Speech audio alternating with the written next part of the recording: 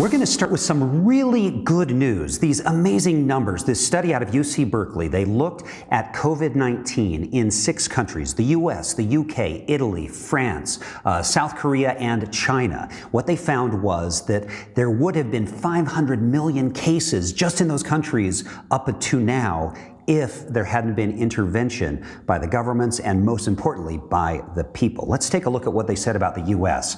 By April 6th, we had 364,700 cases. They say if we had not intervened, that we would have had 5,150,000 cases. So imagine extrapolating that kind of growth to now. They say 60 million cases in the U.S. Hospitals would have been so overwhelmed that more people would have died as a percentage. We're probably looking at around 5 million deaths in the U.S. possibly if we had not intervened. Here's what the lead researcher on that study had to say.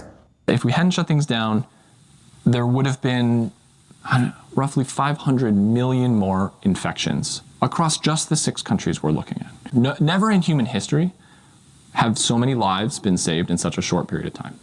So that is the amazing news and how successful that intervention was. And it tells us that all this incredible economic suffering that we've gone through was not for nothing. But there is bad news because we're not intervening quite as well right now here in Utah.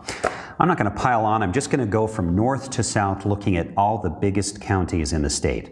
Cache County, their biggest week by far, 535 cases in 1 week. We've talked about that meatpacking plant being the lion's share of that. Box Elder County, smaller county, but their biggest week. Weber County, their biggest week. Davis, biggest. Salt Lake County, their biggest week. Utah County, their biggest week. Iron County around Cedar City, their biggest week. You get the picture. Washington County had their biggest week of cases from Monday to Monday. Those amazing numbers from the UC Berkeley study show us that intervention has worked. All that economic pain was not for nothing. And yet the Utah numbers are telling us that as we open things up, that also opens up opportunities for the virus to continue.